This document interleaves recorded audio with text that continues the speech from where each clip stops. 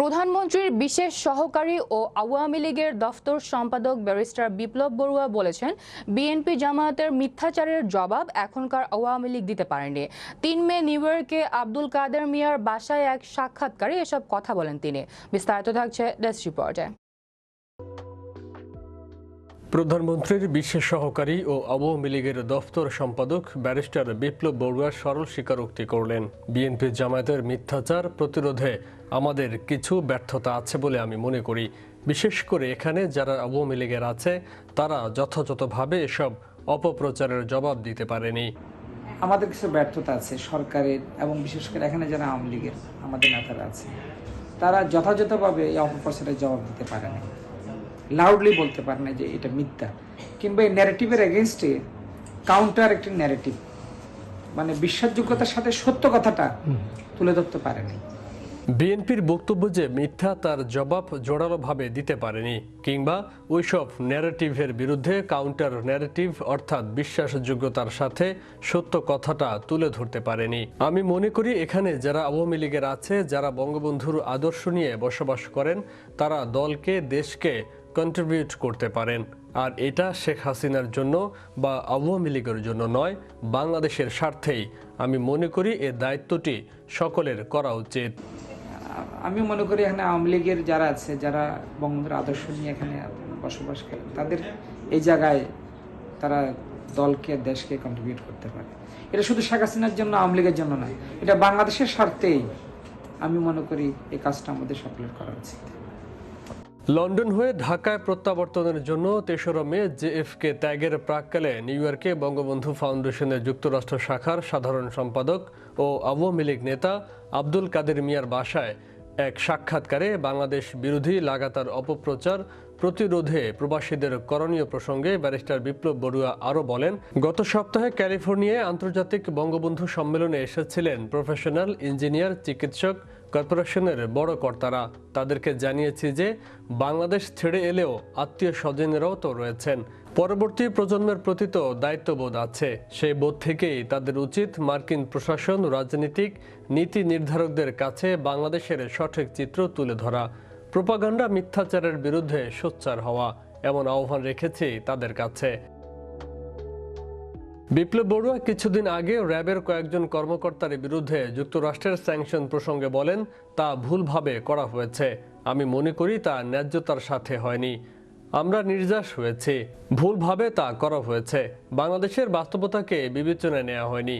BNP তো বিচার বহির্ভূত হত্যাকাণ্ড শুরু করেছে এবং দায়ীদেরকে ইমডেমনিটিও দিয়েছিল।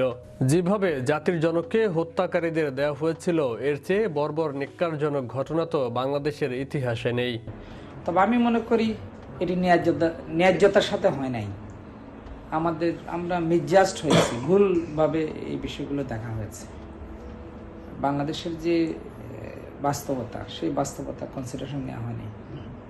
বিএনপি তো এক্সট্রা জুডিশিয়াল কিলিং করেছে অপারেশন ক্লিন হার্টের নামে, এবং এই হত্যাকারীদের তো ইন্ডেমনিটিও দিয়েছিল। এই ধরনের পাপ তো হয়েছে বাংলাদেশে। বঙ্গবন্ধুকে সপরিবার হত্যা করেছে, ইন্ডেমনিটি দেওয়া হয়েছিল। এর চেয়ে তো ন্যাক্কারজনক ঘটনা, বর্বর ঘটনা তো বাংলাদেশ ইতিহাসে ঘটে নাই। এই যে পলিটিক্যাল বিএনপি যে সমস্ত ডাটাগুলো দিয়ে এখানে মেইন স্ট্রিম মিডিয়াতে নিউজ করেছে, এগুলো তো আমরা চ্যালেঞ্জ করেছি যে এগুলো কোনোটাই সত্য না।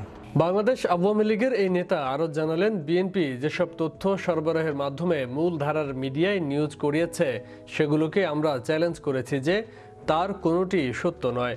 বাংলাদেশের কারাগারে বিএনপির এতগুলো লোক আছে এবং এতজন মারা গেছেন, তার কোনোটি সত্য নয়। ব্যক্তিগতভাবে উদ্যোগ নিয়ে আমি আইজি প্রিজনের সাথে কথা বলে জেনেছি, প্রতি মাসে বাংলাদেশের কারাগারে গড়পড়তা 40 থেকে 45 জন মারা যায় বিভিন্ন রোগে। বিএনপি যখন ক্ষমতায় ছিল তখনও একই রকম ছিল, এটা স্বাভাবিক। এখন জেলে কাউকে হত্যা করা হয়েছে এমন কোনো ঘটনা নেই, এবং জেলে যারা মারা গেছে অনেকেরই রাজনীতির সাথে কোনো সম্পর্ক নেই। অনেকে দীর্ঘদিন ধরে কারাগারে ছিলেন, বিএনপির আমলেই তারা কারাগারে ছিলেন। এখন এমন না যে জেলে কাউকে হত্যা করা হচ্ছে, এবং জেলে যারা মারা যাচ্ছে অনেকে রাজনীতির সাথে কোনো সম্পর্ক নেই, অনেকে কারাগার আছে দীর্ঘদিন ধরে, এবং বিএনপি যখন ক্ষমতা ছিল তাদের আমলেই তারা কারাগারে গিয়েছিল। তো তারা এই তথ্যগুলো নিয়ে ভুলভাবে বিদেশিদের কাছে তুলে ধরে তাদের করুণা আদায়ের জন্য, রাজনৈতিক স্বার্থ হাসিলের জন্য তারা এই তথ্যগুলো তাদেরকে। বিএনপি ভুলভাবে এমন ভুল তথ্য বিদেশিদের কাছে উপস্থাপন করে তাদের পক্ষে করুণা আদায়ের জন্য, রাজনৈতিক স্বার্থ হাসিলের জন্য তারা এমন বানোয়াট তথ্য তাদেরকে দেয়। বাংলাদেশের কারাগার সমূহের ধারণ ক্ষমতা ৮০,০০০-এর বেশি নয়, অথচ বিএনপি তাদের বিদেশি প্রভুদের বলেছে যে কারাগারে নাকি তাদের লাখ লাখ লোক রয়েছে। এই ধরনের মিথ্যা তথ্য বিএনপির নেতারা তো দণ্ডপ্রাপ্ত এবং পলাতক সাজাপ্রাপ্ত হাওয়া ভবনের মালিক তারেক জিয়ার নির্দেশেই এসব অপপ্রচার চালায়। বিএনপির অনেক নেতার সাথেই আমাদের ব্যক্তিগত পর্যায়ের যোগাযোগ আছে এবং তারাও সেটি জানে, কিন্তু তারা তাদের নেতাকে তুষ্ট করার জন্য এই ধরনের মিথ্যাচার চালিয়ে যাচ্ছে। বিএনপির বাংলাদেশের জেলের যে কয়েদি মানে আটককৃত মানুষের সংখ্যা আমি জেনেছিলাম ৮০,০০০-এর বেশি না, ৬৮,০০০, কিন্তু ৮০,০০০-এর মতো থাকে ওঠানামা করে এরকম প্লাস মাইনাস। তো বিএনপি বলছে যে তাদের নাকি লাখ লাখ লোক কারাগারে আছে। এই ধরনের মিথ্যা তথ্য, এবং বিএনপি নেতারা তো ওদের যে এই পলাতক দণ্ডপ্রাপ্ত সাজাপ্রাপ্ত যে হাওয়া ভবনের মালিক তারেক জিয়ার নির্দেশে এইসব অপপ্রচার চালায়। বিএনপির অনেক নেতাদের সাথে আমাদের ব্যক্তিগত পর্যায়ে যোগাযোগ আছে এবং তারাও সেটি জানে, কিন্তু তারা তাদের নেতাকে তুষ্ট করার জন্য এই ধরনের মিথ্যাচার চালিয়ে যাচ্ছে। ব্যারিস্টার বিপ্লব বড়ুয়া দৃঢ়তার সাথে উল্লেখ করেন, বাংলাদেশের জনগণই আওয়ামী লীগের মূল শক্তি, শেখ হাসিনার মূল প্রেরণা এবং জনগণকে সাথে নিয়েই বাংলাদেশে রূপান্তর শেখ হাসিনা করেছেন। শেখ হাসিনার বাংলাদেশকে পাল্টে দেওয়ার যে ইতিবাচক যাত্রা তা অব্যাহত থাকবে।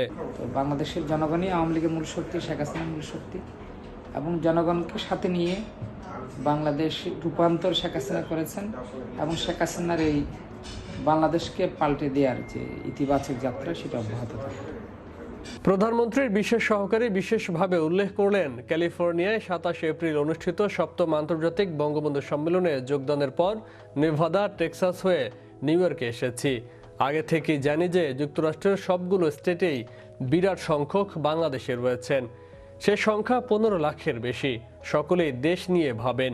আওয়ামী লীগের যেমন আছেন তেমনি মুক্তিযোদ্ধাও আছেন, প্রবাসে থাকলেও হৃদয়টা বাংলাদেশে। একটি আদর্শ দিয়ে এদেরকে একত্রিত রাখা একটি বড় চ্যালেঞ্জ। বাংলাদেশ আওয়ামী লীগের নেতাকর্মীর সমর্থকরা এদেশে কাজ করছেন। সবকিছু দূরে ঠেলে আওয়ামী লীগ এবং মুজিব আদর্শের সৈনিকরা ঐক্যবদ্ধ থাকলে সেপ্টেম্বরে জননেত্রী শেখ হাসিনার জাতিসংঘ সফরের সময় বাংলাদেশ বিরোধী শক্তির বিক্ষোভ প্রদর্শন করা সম্ভব হবে না।